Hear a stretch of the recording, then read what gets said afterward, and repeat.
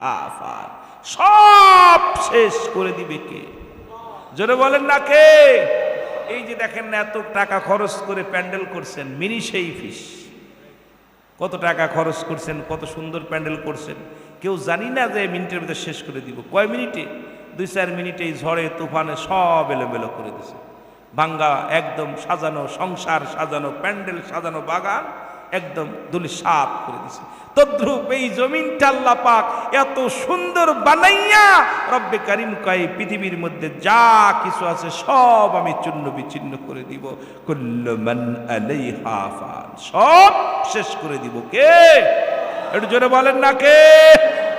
আপনারা শুনেছেন ঈসা আলাইহিস সালামের জামানায় ঈসা নবী যখন যাইতেছিল কবরের পাশ দিয়ে হঠাৎ করে দেখে একটা যুবক কাঁদতেছে, বয়া বয়া কাঁদতেছে, বলতে, যুবক তুমি কান্দো কেন? ঈসা নবী কয়, তোমার দেখলাম যাওয়ার সময় কাঁদতেছো, আসার সময় কাঁদতেছো, কারণটা কি? কয়, হুজুর আপনার কাছে আমার মনের দুঃখ কি বলবো, আমি আমার বিবিরে খুব ভালোবাসতাম, বিবি আমার থুইয়া বিদায় নিয়ে গেছে, কবরে চলে গেছে, এখন মারা গেছে, এই জন্যে কাঁদতেছি। ঈসা আলাইহিস সালাম বলে, বাবা তোমার বিবি হারায় গেছে, মারা গেছে, এই জন্যই কাঁদতেছো? কয়, হুজুর আমি আমার বিবিরে খুব ভালোবাসতাম, বিবিরে প্রেম করে বিয়ে করছিলাম, ভালোবাসা বিয়ে করছিলাম, এই জন্যই বউডার কথা বলতে পারি না। ঈসা আলাইহিস সালাম বলে, বাবা তুমি বাড়ি যাও। কয়, বাড়ি যাবো হুজুর? ওয় আমার আল্লাহ রে, আমার আল্লাহ আমার বিবিরে ফিরাইয়া দিক, না আলে আমারে লয়া যাক, কারণ বউডারে খুব প্রেম করে বিয়ে করছিলাম, ভালোবাসা বিয়ে করছিলাম, এখন বিবিরে থুয়ে আমি থাকতে একা ঘরে থাকতে পারতাম না, ওই বিবিরে ফেরত দেন, না হইলে আমারে লয়া যাইতে পারেন।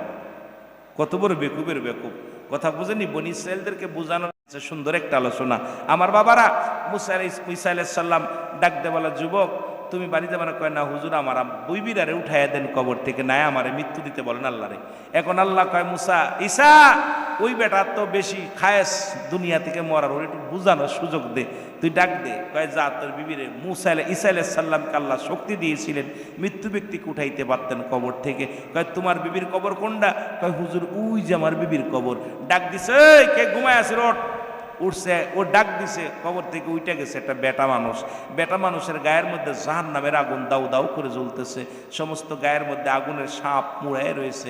ঈসা আলাইহিস সালামকে দেখেই বেটা চিনে ফেলছে, বলে, লা ইলাহা ইল্লাল্লাহু ঈসা রুহুল্লাহ, জোরে বলেন না সুবহানাল্লাহ। সঙ্গে সঙ্গে ঈসা আলাইহিস সালামের পরে যখন ঈমান আনছে, গা থেকে সমস্ত আগুনগুলো লিবা গেছে, গায়ে সাপগুলো জ্বলে পড়ে গেছে, বেচারা জান্নাতি হয়ে গেছে। কয়, হুজুর এটা তো বেটা মানুষ, এটা আমার বিবি না, ওর পাশের কবরটা।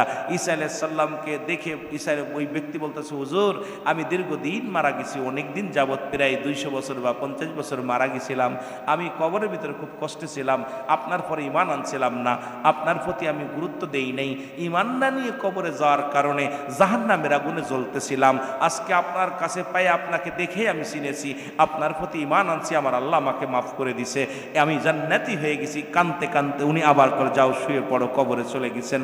এইবার বিবির কবরের পাশে দাঁড়াইয়া ডাক দিছে, ওঠো। উঠছে এক নারী, এত সুন্দর চেহারা, কারণ এই মেয়েটা ঈমান নিয়ে মারা গিয়েছিল, ওই যুবকের বিবি ঈমান নিয়ে মরার কারণে আল্লাহ তাকে জান্নাত দিছে, আরো সুন্দর চেহারা, আকৃতি অনেক সুন্দর করেছে। বলে, এইটা কি তোমার বিবি? বলে, হ্যাঁ এটা আমার বিবি। কয়, যাও তুমি তোমার বিবিকে নিয়ে ঘরে ফিরে যাও। ঘরে ফিরে যাওয়ার পর যুবক বলে, বিবিরে তোমারে হারাইয়া 1 সপ্তাহ ঘুমাই না, শুধু কবরের পাশে বয়া বয়া কাঁদছি, তোমার জন্য যন্ত্রণায় ছটপট করেছি, তোমার পাশকে তবে আমার আজকে ঘুমাই, তোমার উরতের পর মাথা নিয়ে আমি একটু ঘুমাইবো, তুমি আমার একটু মাথার মধ্যে হাত বোলাইয়া দাও। যুবকের মাথার মধ্যে হাত বোলাইতেছে, যুবক ঘুমায়া গেছে। ওই পথ দিয়ে যাইতেছিল রাজার ছেলে, দেখে ওই এত সুন্দরী নারী এর আগে আর এই রাজ্যে দেখে নাই, দৌড়াইয়া গেছে ঘোড়া নিয়ে, কই এত সুন্দর নারী নিয়ে যুবক বয়া আছে। যুবক দেখা, যুবকরা যেই দেখছে এই মেয়েটা, যুবকের প্রেমে পড়ে গেছে মেয়েটা, সঙ্গে সঙ্গে স্বামীর মাথাটা নিচেই রেখে ওই রাজার ছেলের হাত ধরে রাজ দরবারে চলে গেছে।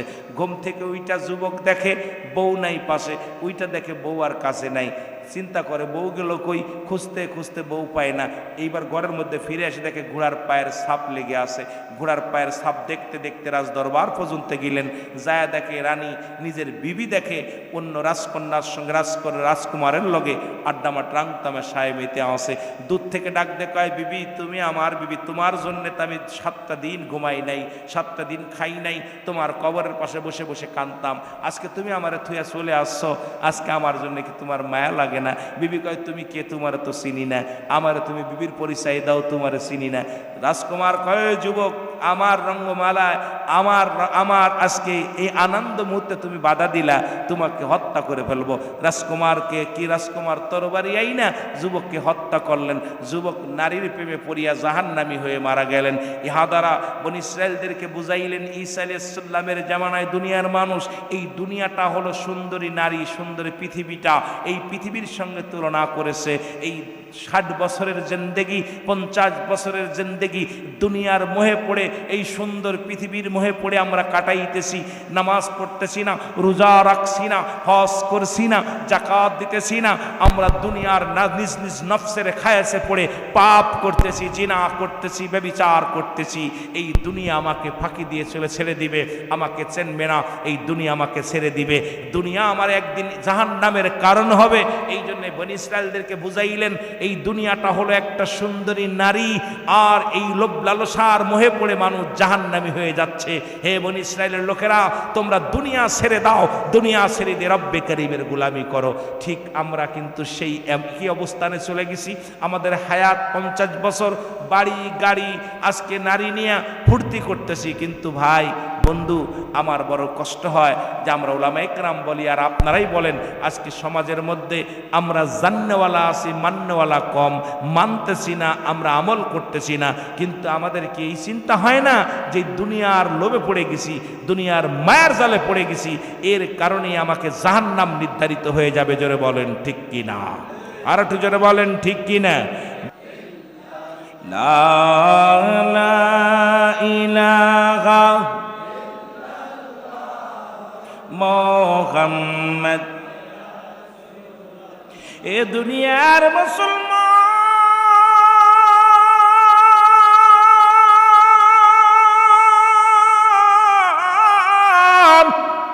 এই জন্য আমি বলি জীবন জীবন নয়, এমন একটা জীবন আসবে যে দেশে গেলে মানুষের বিচার হয়, যে দেশে গেলে মানুষের হিসাব হয়, যে দেশে গেলে মানুষ আর কোনোদিন ফিরে আসে না, যে দেশে গেলে মানুষ আর ফিরে আসার সম্ভব নয়, সেই দেশটার নাম হলো কবর দেশ। 3টা বিপদ মানুষের, নাম্বার 1 হলো মানুষের মরণ, নাম্বার 2 হলো কবর, নাম্বার 3 হলো কিয়ামতের ময়দান। একটার পর একটা বিপদ মানুষের। এই মরণের পেয়ালা পান করতে হবে, এর মধ্যে কোনো সন্দেহ নাই।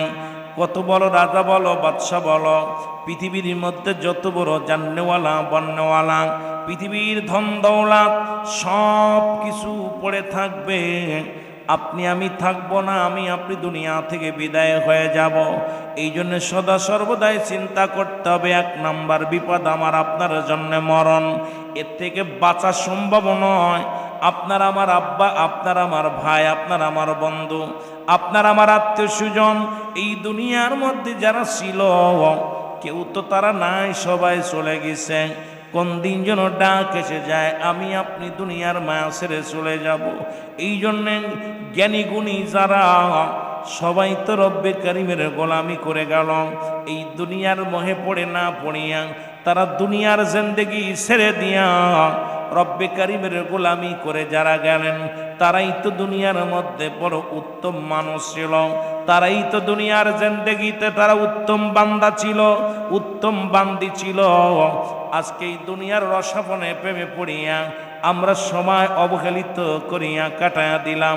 আমি যুবকদের বলবো, এই মরণের পেয়ালা যেহেতু পান করতে হবে, 80 বছর 50 বছরের জিন্দেগি, 80 বছর 100 বছরের জিন্দেগি সময় নষ্ট করে ফেললাম। আজকে থেকে তওবা করব, তওবা করে বাড়ি যাব। আজ থেকে আর সুদের মধ্যে থাকবো না, ঘুষের মধ্যে থাকবো না, জিনা ব্যভিচারের মধ্যে থাকবো না, অন্যায় জগতার পা বাড়াইব না। আজ থেকে খাস তওবা করব, আস্তাগফিরুল্লাহ রব্বি মিন কুল্লি যামবি ওয়া আতুবু ইলাইহি। আমার সাথে পড়েন, আস্তাগফিরুল্লাহ রব্বি মিন কুল্লি যামবি ওয়া আতুবু ইলাইহি, লা হাওলা ওয়ালা কুওয়াতা ইল্লা বিল্লাহিল আলিয়্যিল আযীম। আল্লাহুম্মা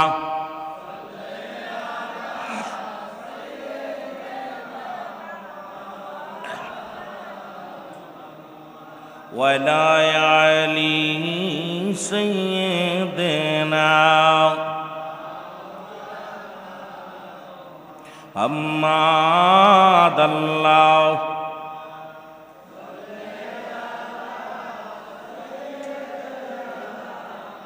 যে কথা বলতেছিলাম, মুসলমান এই খুশের জন্য, সুদের জন্য, রিজিকের জন্য কত অন্যায় করি।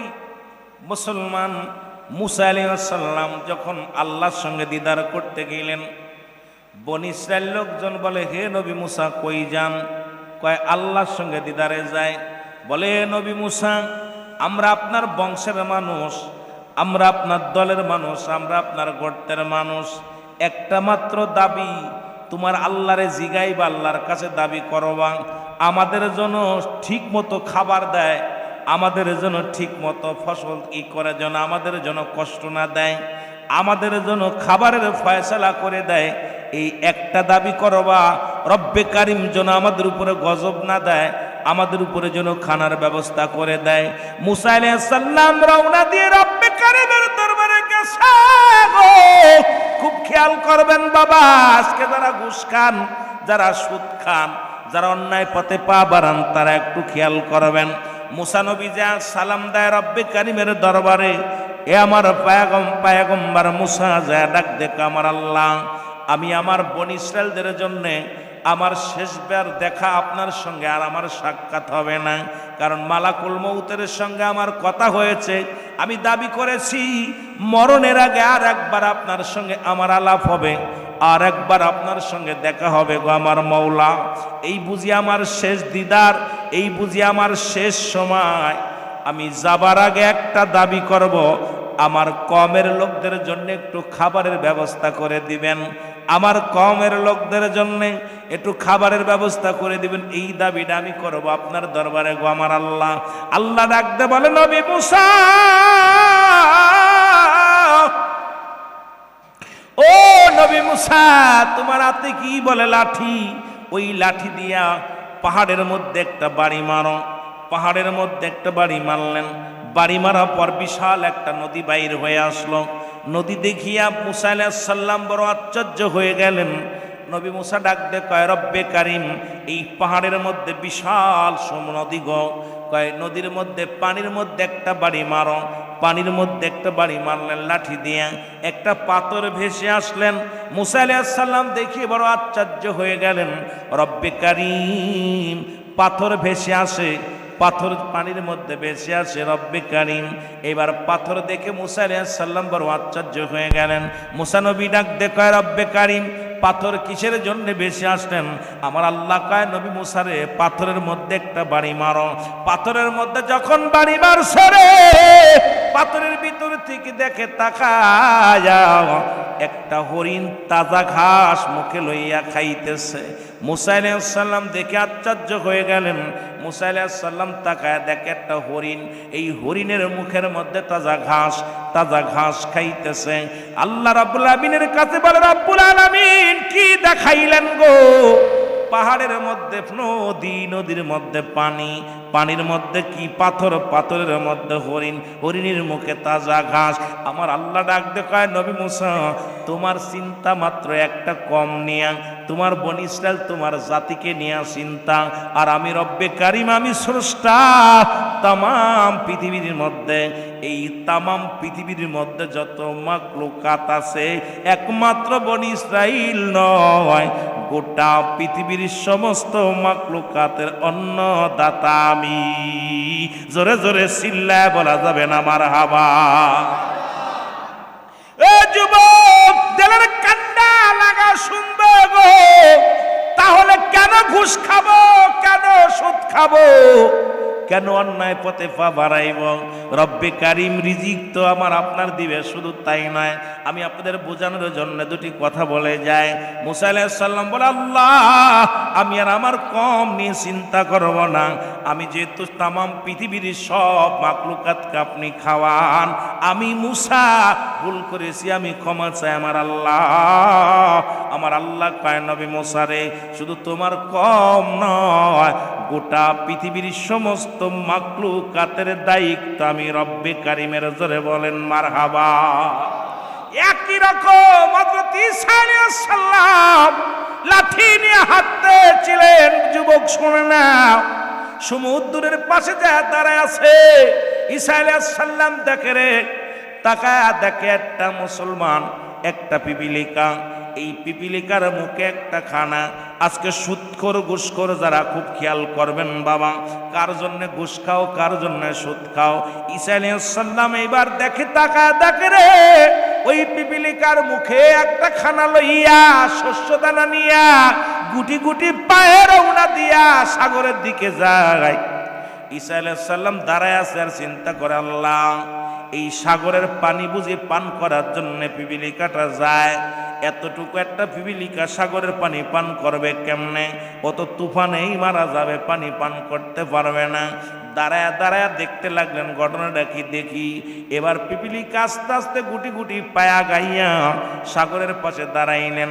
হঠাৎ করে সাগরের ভিতরে থেকে একটা ব্যাঙ আসলেন। মুসলমান শুনে নেন, এই ব্যাঙটা আসিয়া যখন হা করলেন, গালটা হা করলেন, আর পিপিলিকা গুটি গুটি পায়ে গালের মধ্যে চলে গেলেন। ব্যাঙটা সাগরের মধ্যে ডুব দিলেন। ঈসা আলাইহিস সালাম দাঁড়ায়া দেখতে লাগলেন, আল্লাহ, কি দৃশ্য আমারে দেখাইলা। এই সাগরের পাশে, সাগরের ভিতর থেকে ব্যাঙ উঠে আসলেন। কিছুক্ষণ পরে ব্যাঙটা আবার উপরে লাফ দিয়ে উঠলেন, হা করলেন। এর ভিতর থেকে মুসলমান পিপিলিকাটা বাইর হয়ে গেলেন। পিপিলিকার গালের মধ্যে কোনো খাবার নাই। আমার আল্লাহর নবী ঈসা ডাকতে বলে, পিপিলিকা দাঁড়াও। সুবহানাল্লাহ বলেন না? পিপিলিকা দাঁড়াও। পিপিলিকা দাঁড়ায় গেছে। পিপিলিকাকে ডাকতে বলো, পিপিলিকা তুমি বলো, তুমি একটু আগে খাবার নিয়া, মুখে করে খাবার নিয়া সাগরের পাশে দাঁড়াইলাও। সাগরের ব্যাঙ আসিয়া মুখটা হা করলো, তুমি ভিতরে চইলা গেলা। আবার দেখলাম উঠিয়া ছেড়ে দিল, তুমি চলে আসলা, আমাকে বলে যাও কি হলো। পিপিলিকার জবান খুলে গেছে। ডাক দে আল্লাহর নবী ঈসা, শোনেন গো, ওই সাগরের মধ্যে পাথরের মধ্যে একটা পোকা, সেই পোকাটা পাথরের মধ্যে আটকে গেছে। এই তারে খাবারের ফয়সালা করার জন্যে রব্বে কারিম আমাকে হুকুম দিছে, আমি পাহাড়ি জমিনের মধ্য থেকে শস্য দানা তুলে আনি। আর ওই আমি তো পিপিলিকা পানির ভিতরে যাইতে পারি না, ব্যাঙটাকে পানির ভিতরে। ব্যাঙ হুকুম দিছে আমাকে যেন নিয়ে যায়। একদিন নয়, দুদিন নয়, আজ কয়েকটা মাস যাবত আমার এই দায়িত্ব। আমি সারা দিন ভরে আমি জোগাড় করি খাবার, এই শস্য দানা তুলে তুলে আনি, আর ব্যাঙের মুখের মধ্যে প্রবেশ করি। ওখানে যাইয়া ভিতরে যাইয়া আমার ছেড়ে দেয়, পাথরের মধ্যে ঢুকে যায়। ঢুকে যাইয়া খানা খায়, আবার ব্যাঙের গালের মধ্যে চলে আসি। এরে আমার আল্লাহ, আজ কয়েকটা মাস যাবত আমি পিপিলিকার সাহায্য এবং ব্যাঙের সাহায্য ওই প্রাণীটাকে খাওয়ায়। ঈসা আলাইহিস সালাম একটা চিৎকার দিব, রব্বে কারীম, তুমি আমার কি দেখাইলা? ওই সাগরের মধ্যে, পাথরের মধ্যে পোকাটা, ওকেও তুমি খাওয়াও। আজকে ঘুষ করে ওদের কেন জ্ঞান হয় না? ওরে ঘুষ না খাইলে ওর জীবন চলে না, সুদ না খাইলে জীবন চলে না। ওরে হারাম করে জাত, এরে হারাম করে বাচ্চারা শুনে লাও, এরে হারাম খাইয়া দেহ করতেছ, এইটা কিন্তু নিতে পারবা না। বাড়ি নিতে পারবা না, গাড়ি নিতে পারবা না, দুনিয়ার সম্পদ নিতে পারবা না। তবে কেন এত ফালাফালি, এত এত দুর্নীতি করো, এত অন্যায় পথে পা বাড়াও? একটা জিনিস মনে রাখবা, তুমি যে হালাতে থাকো, তোমার দায়িত্ব কিন্তু রব্বে কারিমের। জোরে জোরে চিল্লায় বলেন ঠিক কিনা? ঈসা নবী ডাক দেখ, আল্লাহ, তুমি আমারে কি দেখাইলা? আমারে তুমি কি দেখাইলা? যে আমি তো আমার লোকজন নিয়ে চিন্তা করি, আমার নিজের চিন্তা করি, কিন্তু তুমি একটা সাগরের মধ্যে একটা প্রাণী, ছোট্ট একটা জীব, তারও খাবার ব্যবস্থা তুমি এভাবে করতেছো। আল্লাহ, তুমি আমার একটা সুযোগ দাও। তুমি যেহেতু খাও, আমি 1 বছরের খাবারের খাওয়াবো আমার কমে যারা আছে। আল্লাহ কয়, মুসা, ও ঈসা, পারবি না, পারবি না। ঈসা রে, পারবি না, আমি খাওয়াই। কথা বুঝুননি? আল্লাহ কয়, ঈসা নবী, ও আমার নবী, সম্ভব নয়। কাল্লা, একটাবার সুযোগ দেন, আমারে সুযোগ দেন। দাতা নাম তাই রজাক, সব প্রাণীকে দাও গো রুজি, দাও তাই খরাক। তোমার তরিব তোমার গানে জেগে ওঠে বড় বিয়ানে, বিলে জিলে মাঠে রুজি পায় যে পাখির শাক। মৌমাছিরা গুনগুনিয়ে যায় যে কাজে গান শুনিয়ে, পিঁপড়ারা পায় খুঁজে আকার কঠিন শ্রমে ময়দানে। আর আল্লাহ কল কাসিম হাবিবুল্লাহ, দিন মজুরি মিহানতকারীরা হলো আমার আল্লাহর বন্ধু। এখন অলাসরা কোনো বন্ধু হতে পারে না। এই ওয়ালাদ জাতি হলো আল্লাহর শত্রু, মুসলমান ইবলিসের বন্ধু। আর এই দুনিয়ার মধ্যে যারা ঘাম ছড়ায়, যারা মেহনত করে, আল্লাহ রাব্বুল আলামিন তাদের ফয়সালা করে দেয়, রিজিকের ফয়সালা করে দেয়। এই জন্য কবিতা কত সুন্দর, কবি বলে আল্লাহ তুমি রিজিক দাতা, নামতায় রজাক, সব প্রাণীকে দাও গো রুজি, দাও তাই খরাক। তোমার তরিব তোমার গান জেগে ওঠে বরবিয়ানে, বিলে ছিলে মাঠে রুজি পায় যে পাখির শাক।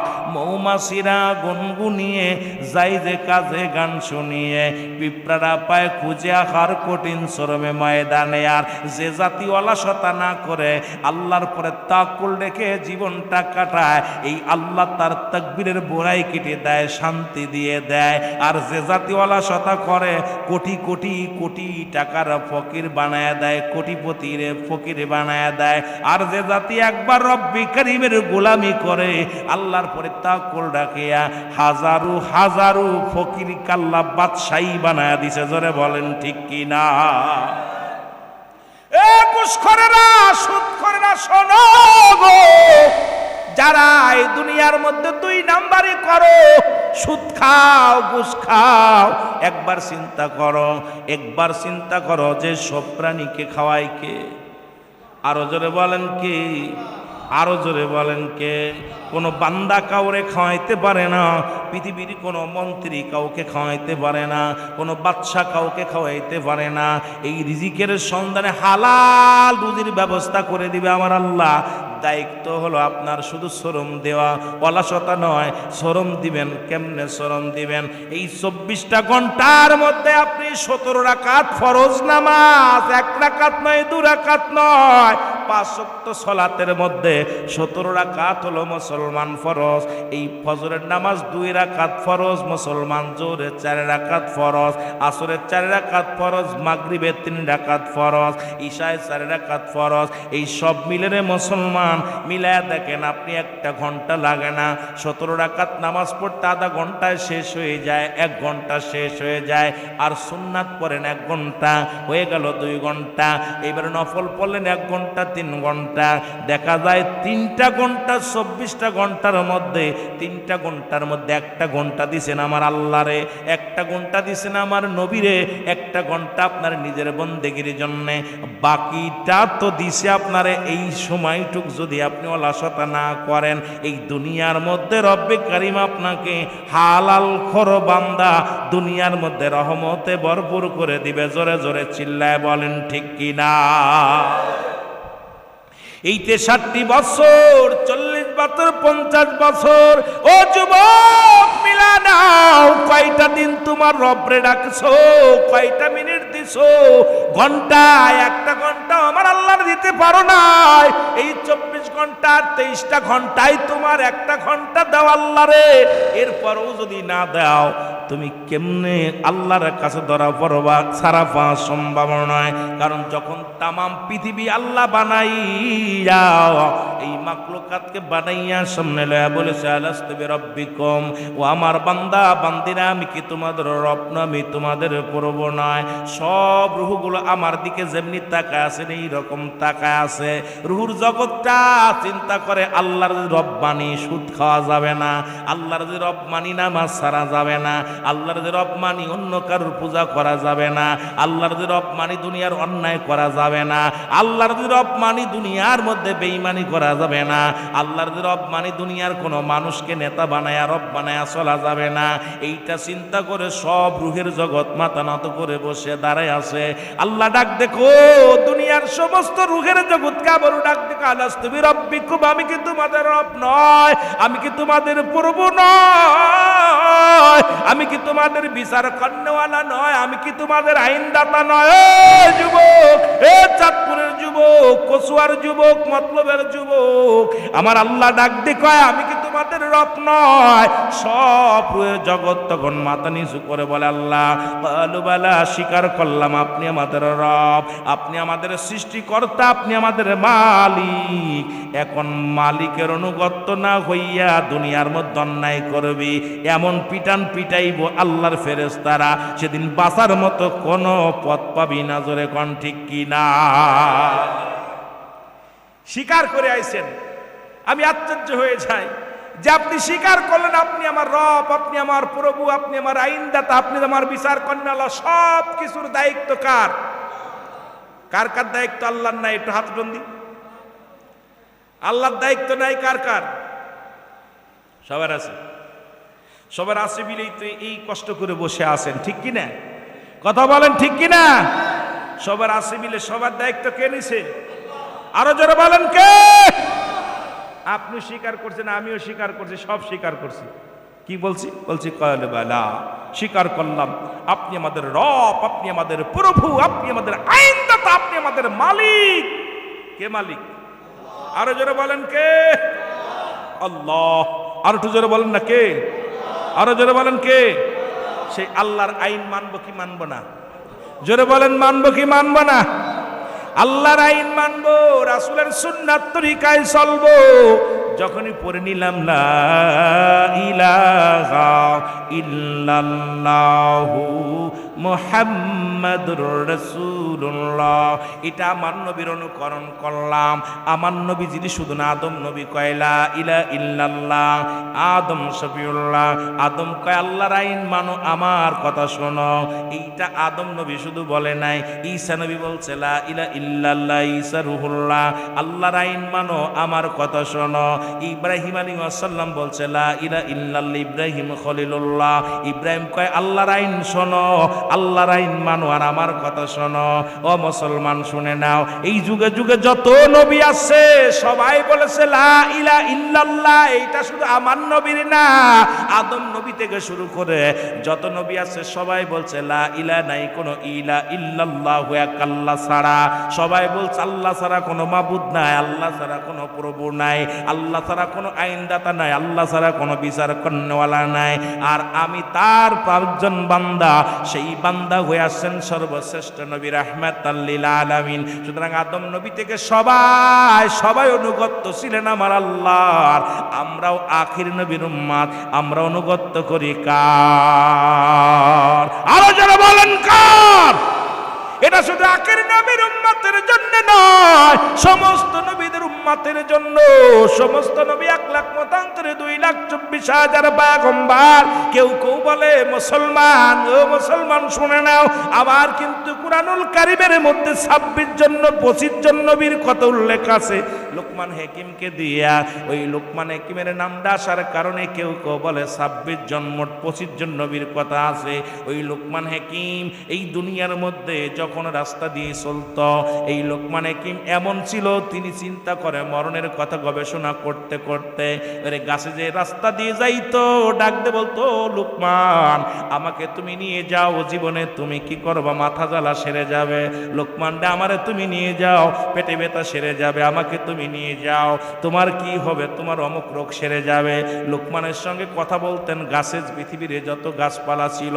লোকমান হাকিম চিন্তা করে আল্লাহ বেহায়াত এই নামে একটা যুবক, খুব খেয়াল করবেন, কথাটা বলতে হয়। ও যুবক বন্ধুরা শুনে নাও, এরে মুসলমান শুনে নাও, এই যে আবে হায়াত, এইটা খাইলে নাকি দুনিয়ার মধ্যে মরণ হয় না। এটা আবার কোন বস্তু? আমি দেখবো কোন জিনিস খাইলে মৃত্যু হবে না। এ গাছ ডেকে বলে লোকমান আমারে নাও, তোমার এই কাজ হবে, এটা নাও, আমারে কাজ হইবে। লোকমান হাকিম কয় আমি অল পৃথিবী ঘুরলাম, অল পৃথিবীর মধ্যে জঙ্গল, পাহাড়, জঙ্গল, নদী নালা সব জায়গা ঘুরলাম, একটা গাছও আমাকে ডাক দে বলে লোকমান আমাকে তুমি নিয়ে যাও, জীবনে মরণ হবে না।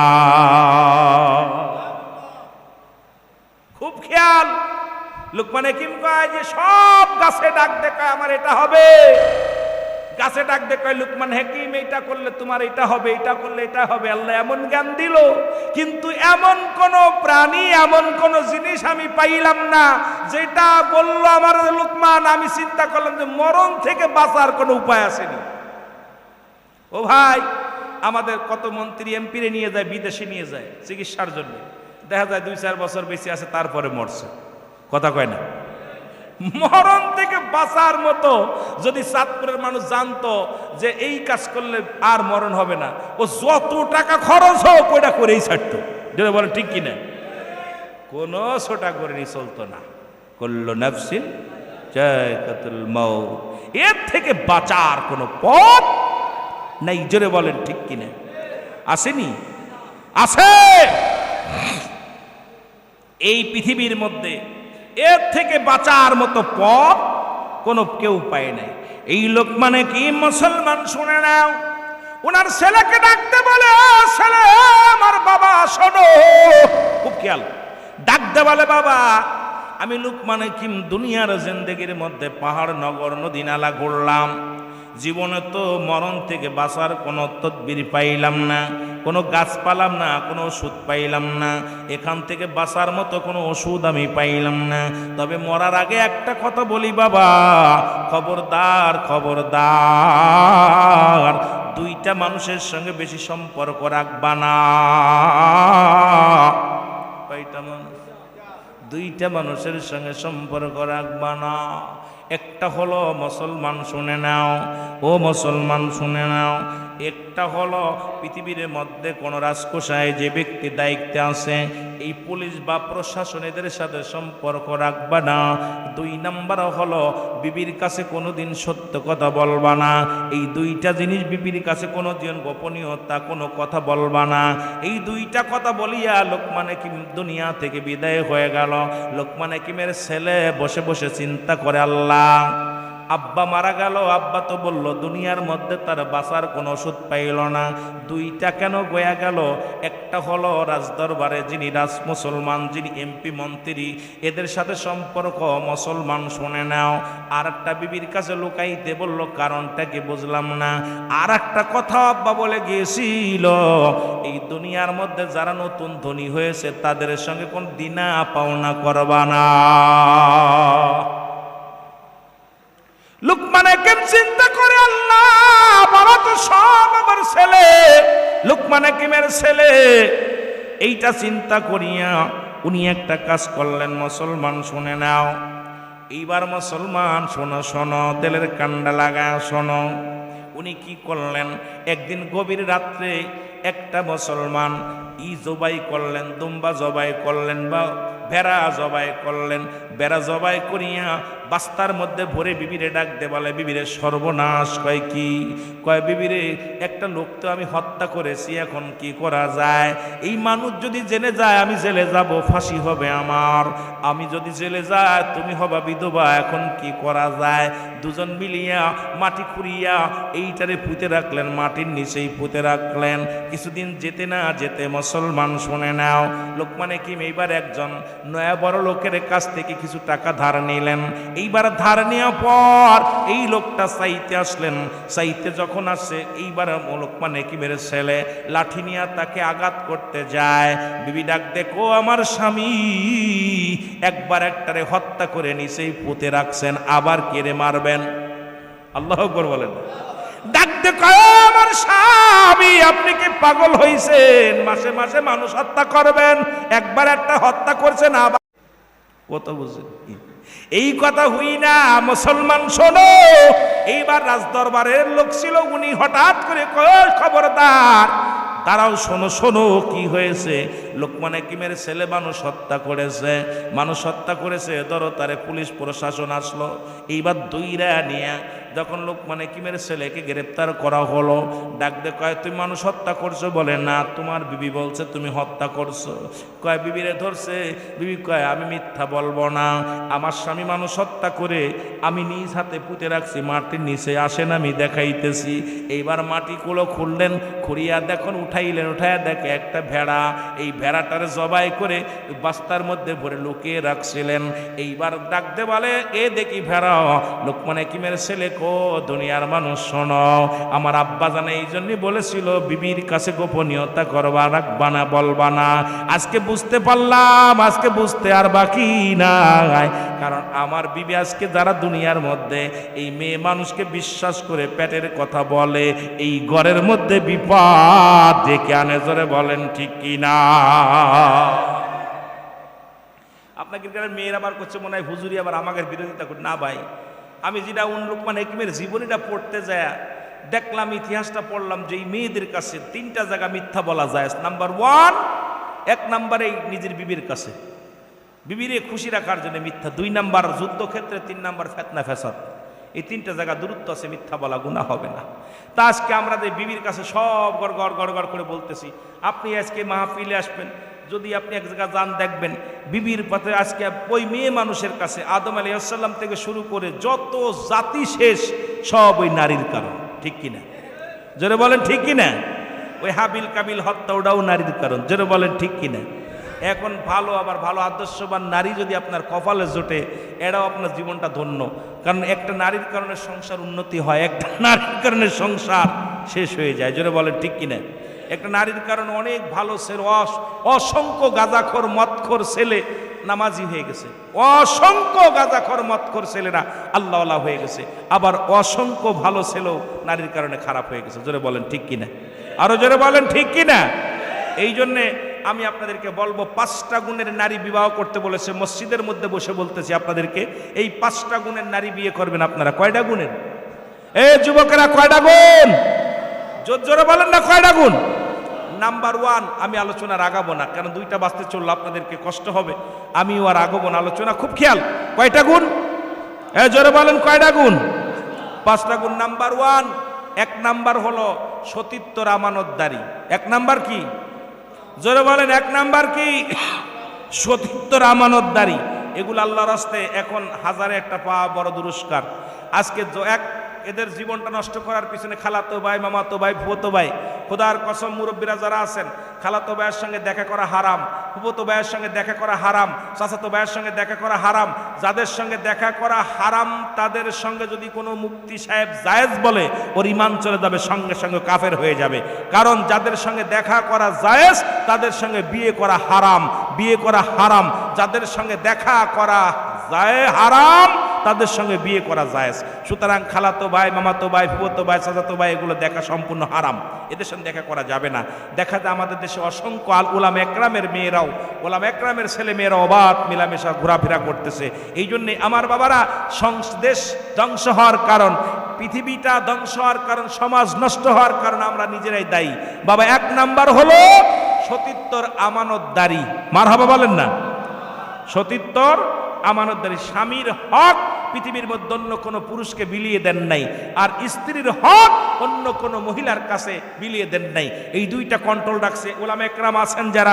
রাসূল তো নিজেই বলছে, 2টা জিনিস যে ব্যক্তি আমার কাছে জামিনদার হয়ে যাবে, আমি নবী তার জান্নাতে হাত ধরে নিব। তার মধ্যে 1 নাম্বার হলো দুগালের মধ্যবস্তু জিহ্বা, এটার যে কন্ট্রোল করতে পারলো। আর 2 নাম্বার হলো 2 পায়ের মধ্যবস্তু, যেটা লজ্জাস্থান, পুরুষলিঙ্গ স্ত্রীলিঙ্গ। এই 2টা যে কন্ট্রোল করতে পারবে, একমাত্র স্ত্রী ব্যতীত অন্য কোনো মেয়ের কাছে যায় নাই, অন্য মেয়ের বিবি স্বামী ব্যতীত অন্য কোনো পুরুষের কাজ যান নাই। রাসূল ওয়াদা করেছে, আমি তার হাত ধরে জান্নাতে নিব। জোরে বলেন ঠিক কিনা?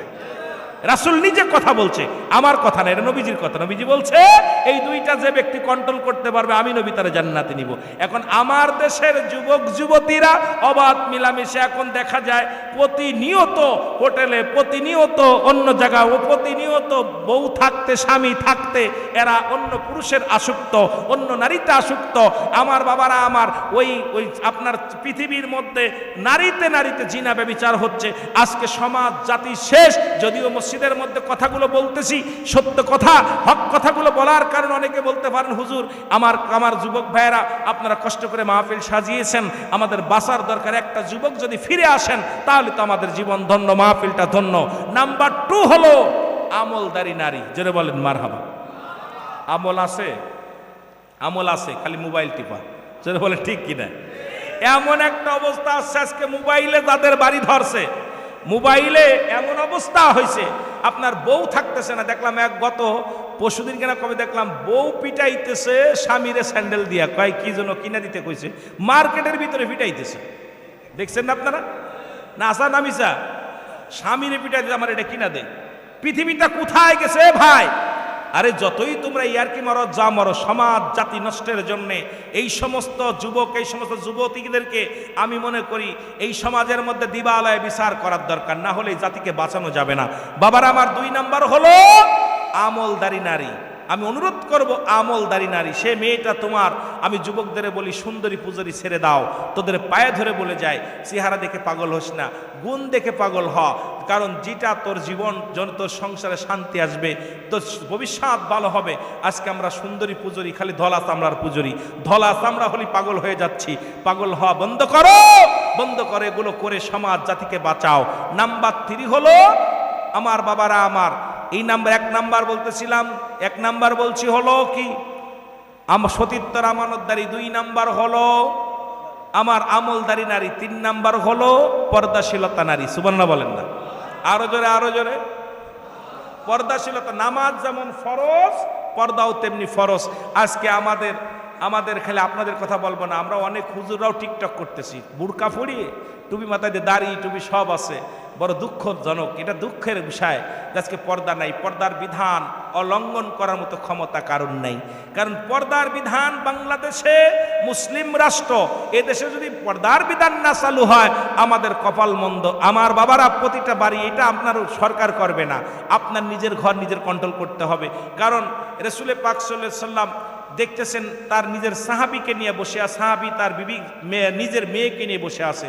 হুজুর সাল্লাল্লাহু আলাইহি ওয়াসাল্লাম ধমক দিলেন, এই সাহাবী ওঠো, সাহাবী ওঠো। বলি ইয়া রাসূলুল্লাহ, এটা আমার মেয়ে, খুব খেয়াল করবেন। হুজুর বললেন, ওটা তোমার হুজুর ওটা আমার মেয়ে। আমি দেখতেছি তোমাদের ভিতরে শয়তান উকি মারতেছে, তোমার মেয়ের দিকে তুমি তাকাইতেছো, কারণ তুমি এই বয়সে একটা মেয়েকে বিবাহ করেছো। কারণ যখন 18 বছর 16 বছরে একটা মেয়েকে আপনি বিবাহ করেছেন, বাসর করেছেন, আপনার মেয়ে বড় হয়েছে, আপনার বিবি কাজটা আমার মেয়ে বড় হয়ে গেছে, বিয়ে দিতে হবে, কারণ আপনার ভিতরে শয়তান আসওয়াসা করতেছে। এই জন্য আজকে বাবার লালসিতর শিকার হচ্ছে মেয়েরা, কারণ পর্দা না থাকার কারণে ওই বাবা নিজের মেয়েরও কন্ট্রোল করতে পারতেছে না, মেয়েও কন্ট্রোল করতে পারতেছে না। আজকে দেখেন ভণ্ড বাবা বলতেছেন আর এইটা করতেছেন, যে ঘরে পর্দা আছে সেই ঘরের মেয়ের দিকে বাবার লালসিত হতে পারে না, কারণ ওই বাবার লালসের শিকার হওয়ার পিছনে কারণ হলো পর্দা নাই ঘরে। জোরে বলেন ঠিক কিনা? আরো জোরে বলেন ঠিক কিনা? কারণ ওই বয়সে একটা মেয়ে আপনি বিয়ে করছেন না, এখন আপনি কেন বুঝতেছেন? হুজুর সাল্লাল্লাহু আলাইহি ওয়াসাল্লাম ধমক দিলেন সাহাবীকে, বলি ইয়া রাসূলুল্লাহ, এটা আমার কন্যা। নবীজি বললেন, তুমি তো এই বয়সে একটা মেয়েকে নিয়ে বাসর করছো, সুতরাং তোমার ভিতর অনুমান আসছে এই মেয়েকে বিবাহ দিতে হবে, সুতরাং তোমার বাবা মেয়ে সম্পর্ক থাকলেও তার ভিতর পর্দা করতে হবে। আজকে খোদার কসম, আমার মেয়েরা নিজের বাবার সামনে বুরকাটা পর্যন্ত, বুন্নাটা পর্যন্ত ঠিক মতো গায়ে দেয় না। অনেক মেয়েরা দেখে গার পরে এভাবে বুন্না রাখছে, আবার বাবার সামনে কাপড় নাই, মাথায় কাপড় নাই। যুবক যুবতীরা, আমার গার্জিয়ান যারা আজকে সমাজ নষ্ট করার জন্য সবচেয়ে বড় বিয়াদব হলো গার্জিয়ান। জোরে বলেন ঠিক কিনা? আজকে সচেতন হতে হবে। আপনি ঘরের ভিতরে আপনার মেয়ে, আজকে বাবা মেয়ে সন্তান একসাথে সিনেমা দেখতেছেন, পর্দায় দেখতেছেন, ছবি দেখতেছেন, মোবাইল টিপতেছেন, আপনার সন্তান, আপনার বিবির নিয়ে আপনি শুয়ে আছেন, আপনার মেয়ে দূর থেকে দেখতেছে, আপনার ছেলে দেখতেছে, আপনার বিবির নিয়ে শুয়ে আছেন, ও দেখতেছে আব্বা মা এক জায়গায় শুয়ে আছে, ওর ভিতরে এই ফিলিংসটা কাজ করতেছে যে আমারও আর একজনের সঙ্গী লাগবে। ও দেখা যায় ক্লাস 9 10-এ পড়ার পরে ও সঙ্গীর পাগল হয়ে যায়। একটা জন্য এই যে আপনি যখন আপনার সন্তান বড় হয়ে গেল, আপনার চক্ষু লজ্জা নাই। অসংখ্য ফ্যামিলির মধ্যে দেখেছে এই কারণটা, যে বাবা মা দুজন শুয়ে আছে, সন্তান পড়তেছে, বাপ মা শুয়ে আছে। আরে ভাই, লজ্জা চক্ষু লজ্জা কোথায় গেছে? আজকে ওই ছেলে তো বারবার পড়তেছে, মেয়ে তো পড়তেছে, আর বাপ মার মুখের দিকে তাকাইতেছে, বাপ মা শুয়ে আছেন। ঠিক আছে, আপনারা স্বামী স্ত্রী শুয়ে আছেন, কিন্তু আপনার ছেলে মেয়ের তাকে আলাদা করে না, আপনার দেখার আড়ালে থাকেন, চোখের আড়ালে থাকেন আপনি। এগুলো আজকে সমাজ নষ্টের জন্য আমরা গার্জিয়ান দায়ী। জোরে বলেন ঠিক কিনা? আরো জোরে বলেন ঠিক কিনা? এই জন্য রাসূল বল, পর্দাশীলতা নারী, পর্দাও ফরজ, নামাজও ফরজ, পর্দার দরকার। আমার বাবারা, রাসূলে আপনারা শুনেছেন, একটা ওয়াজ করেছি আমি, রাসূলে পাক সাল্লাল্লাহু আলাইহি ওয়াসাল্লাম মা ফাতেমাকে ডাক দিয়ে বলতেছে, ফাতেমা তুমি কি জানো মা একটা শুভ সংবাদ শোনো। কি সংবাদ? কয় মা গো, তুমি যে জান্নাতে যাবে সেই জান্নাতের মধ্যে তোমার আগে একটা মেয়ে জান্নাতে যাবে। সুবহানাল্লাহ বলেন না? আরো জোরে বলেন না? সেই মেয়েটা হবে তোমার ঘোড়ার সোয়ার, যিনি আপনি যে যানবাহনটা যেটা যে সুয়ারে সরে যাবে সেই সুয়ারের লাগাম ধরে সর্বপ্রথম সে আগে প্রবেশ করবে জান্নাতে, সেই জান্নাতের ভিতরে তুমি যাবা। সুবহানাল্লাহ বলেন না।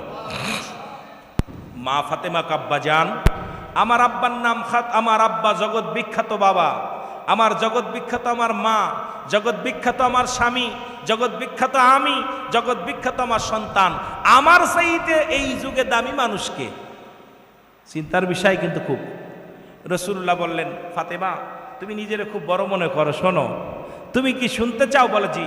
কয় শোনো, তুমি এখান থেকে যাবে, যায় দেখবা ওই জঙ্গলের ভিতরে, ওই বনের ভিতরে একজন কাঠকাটই কাঠুরিয়ার বিবি, নাম তার জামিলা, এ তোমার আগে জান্নাতে যাবে। সুবহানাল্লাহ বলেন না। আরো জোরে, আরো জোরে। ফাতেমার ঘুম নাই, কিরে জামিলা এত বড় আমলদারি কে? সকালবেলা ফাতেমা খাতুনে জান্নাত মা ফাতেমাতুজ জাহরা রওনা দিছে, যায় সালাম দিছে, আসসালামু আলাইকুম ইয়া আহলাল বাইত। ভিতর থেকে আওয়াজ আসে, ওয়ালাইকুম আসসালাম। কে? বলে আমি ফাতিমা। বলে বোন তুমি কি জামিলা? বলে জি আমি জামিলা। কয় বোন রে তুমি একটু ভিতর থেকে বাইর হয়ে আসো, আমি তোমার সাথে কথা বলবো, একটু দেখবো তোমারে। জামিলা বলে বোন আমি তোমার কাছে ক্ষমা চাই, এই সবে মাত্র আমার স্বামী ঘর থেকে বাইর হয়ে গেছে, আমার স্বামীর হুকুম নাই তোমার সাথে কথা বলবো, কারণ তোমার সাথে কথা বলার মতো আমার স্বামীর অনুমতি নিয়ে নাই, আমি তোমার সঙ্গে দেখা করতে পারছি না। ফাতেমা বলতেছে বোন রে তুমিও মেয়ে আমিও মেয়ে, দেখা করা কি অপরাধ আছে? কয় বোন ঠিক আছে অপরাধ নাই, তবে আমার স্বামীর হুকুম নাই, যেহেতু আমার স্বামীর হুকুম ব্যতীত একটা নারীর সঙ্গে দেখা করতে পারে না, আমাদের বউরদের অনুমতি লাগে না। এই যে আপনারা এখানে আইছেন না, ওদের মন মতো বেরাচ্ছে। জান্নাত কি এত সহজ? এত সহজ না। আমার মা বোনেরা শোনো, যদিও মাইকের আওয়াজ কোন বন্ধু যাচ্ছে জানি না, আমার বাজানেরা জামিলা বলতে বোন আগামীকাল আপনি আসবেন, হবে আমি আমার স্বামীর কাছ থেকে অনুমতি নিয়ে আনিব। পরের দিন হযরত রাসূল পাক সাল্লাল্লাহু আলাইহি ওয়াসাল্লামের কন্যা খাতুনে জায়া যুবক, খেয়াল কর, খাতুনে জান্নাত মা ফাতেমাতুজ জাহরা, ওনার ছোট সন্তান 4 বছর বয়স, নাম হলো হযরত হুসাইন রাদিয়াল্লাহু তাআলা, ওনাকে সঙ্গে করে রওনা দিছেন, সালাম দিছে, আসসালামু আলাইকুম আহলাল বাইত। ওয়ালাইকুম আসসালাম। কইছে বোন জামিলা ভিতর থেকে বাইর হয়ে আসো, আমি তোমার সাথে কিছু কথা বলবো, তোমাকে দেখবো। ভিতর থেকে জামিলা বলে বোন আমাকে মাফ করতে হবে, গতকালকে অনুমতি নিছি তোমার সঙ্গে দেখা করার, কিন্তু তোমার সঙ্গে যাকে আনছো তার সঙ্গে তো আমার যাওয়ার কোনো এখতিয়ার নেই। ফাতেমা বলতেছে বোন উনি আমার কলিজার টুকরা সন্তান, 4 বছর বয়স, এর সঙ্গে দেখা করলে দোষ কি? আমার মা জামিলা বলতেছে বোন ফাতেমা তুমি কি ইসলামের বিধান ভুলে গেছো? রাসূল বলেছে, ইসলাম বলেছে সন্তান, ছেলে সন্তান হলে 2 বছর দুধ পান করবে, মেয়ে সন্তান হলে 2.5 বছর দুধ পান করতে পারবে। সুতরাং তোমার 4 বছরের সন্তান, ও আমাকে অঙ্গ প্রত্যঙ্গ সব চেনে, ওই ছেলে কান কুন্ডা, নাক কুন্ডা, হাত কুন্ডা, পা কুন্ডা, সুতরাং আমি জামিলাকে দেখেই চিনে ফেলবে, আমার অঙ্গ প্রত্যঙ্গ যেহেতু, ওর সামনে আমার পর্দার বিধান যাওয়ার কোনো এখতিয়ার নেই। সঙ্গে সঙ্গে হযরতে মা ফাতেমাতুজ জোহরা চিৎকার মেরে বলে বোন জামিলা আমি বুঝতে পেরেছি, এই কারণেই আল্লাহ রাব্বুল আমিন তোমাকে খুশি হয়ে আমার জান্নাতের ভিতরে তোমাকেই প্রবেশ করাবে, সুয়ারিনী হইয়া তুমি আগে প্রবেশ করবা। জোরে বলেন না সুবহানাল্লাহ।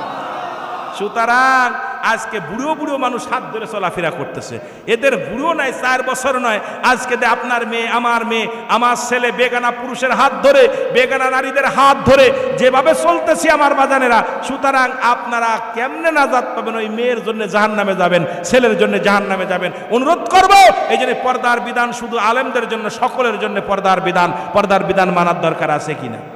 আরো জোরে বলেন আছে কিনা? 3 নাম্বার হলো আমার বাবারা, 4 নাম্বার হলো গুণবতী নারী। মারহাবা বলেন না।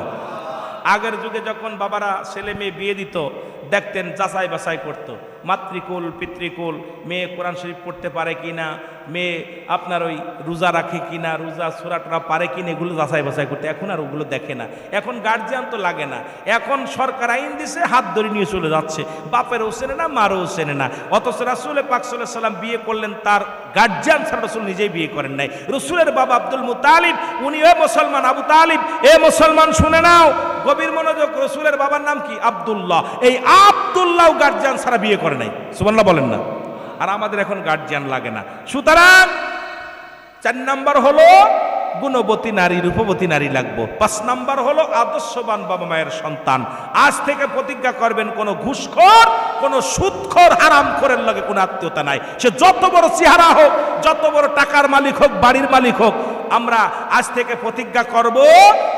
প্রতিজ্ঞা করব কোনো হারামখোরের লগে কোনো আত্মীয়তা নাই, কোনো সুদখোরের মেয়ে বিয়ে করব না, কোনো ঘুষখোরের মেয়ে বিয়ে করব না, কোনো বেনামাজির মেয়ে বিয়ে করব না।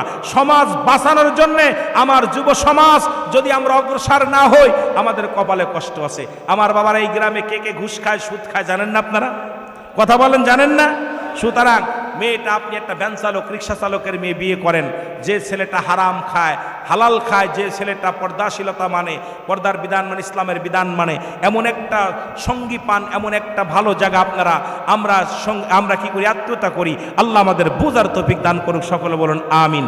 আমি যুবকদের করজোরে হাতে ধরে বলে যাব, যুবক বয়স হবে জান্নাতি। যুবকদের সরদার হলো আল হাসান আল হুসাইন, 18 বছরের যুবক, 16 বছরের যুবতী। সুতরাং যারা যুবক আছেন, আপনারা 5 ওয়াক্ত নামাজ আদায় করবেন, আপনারা দিনের পথে চলবেন। আমরা বুড়া হয়ে গেলে আবাদত করব, এমন কোনো গ্যারান্টি নাই। বুড়া হবেন, যে কোনো মুহূর্তে মালাকুল মউত আসতে পারে। এই জন্য আগামীকাল ফজর থেকে, আজকে ফজর থেকেই আমরা সলাতের জন্য দীর্ঘ মাস, একটা মাস সিয়াম সাধনার মধ্যে কাটিয়েছি। রহমত, মাগফিরাত, নাজাত, আরও 11টা মাস যেমন এইরকম, এই মাসটা যেমন রহমতের মধ্যে ছিলাম, নামাজের মধ্যে ছিলাম, রোজার মধ্যে ছিলাম, দীর্ঘ আরও 11টা মাস যেন আমরা এরকম সাধনার জগতে থাকতে পারি, হালাল খাদ্য খেয়ে জীবন করতে পারি। আল্লাহ যেন সেই তৌফিক দান করে, সকল বলুন আমিন। এসেছেন যত নবী সকলের ইমাম, সালাম তোমায় গো নবী, হাজারো সালাম। মহব্বতের সঙ্গে দুরূদ শরীফ পড়ুন, আল্লাহুম্মা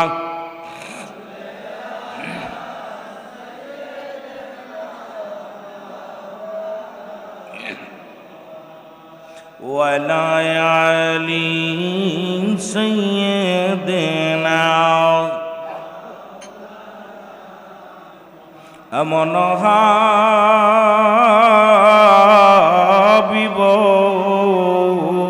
আমার মুক্তির কারণে এলো,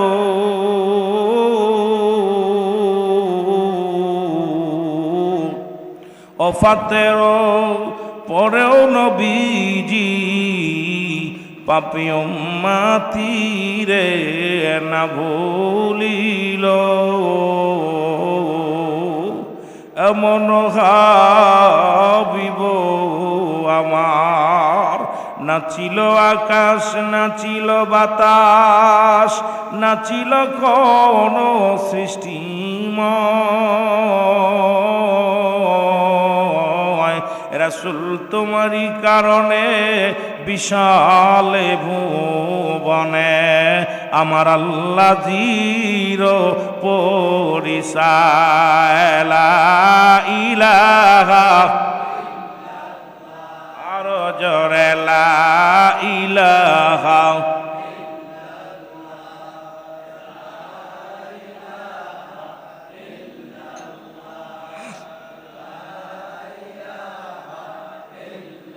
और जोरे ला इलाहा मा नबी ऐसा।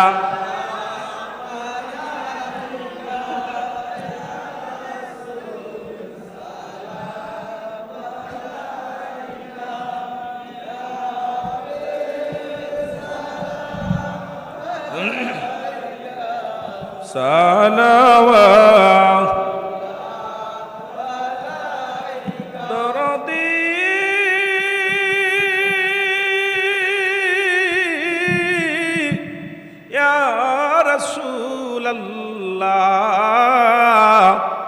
या हबीब अल्लाह, अपनी तो घुमानाते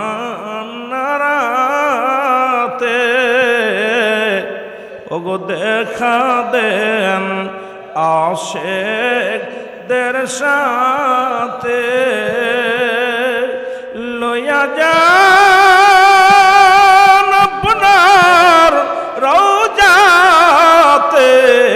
দুরুদ সালাম।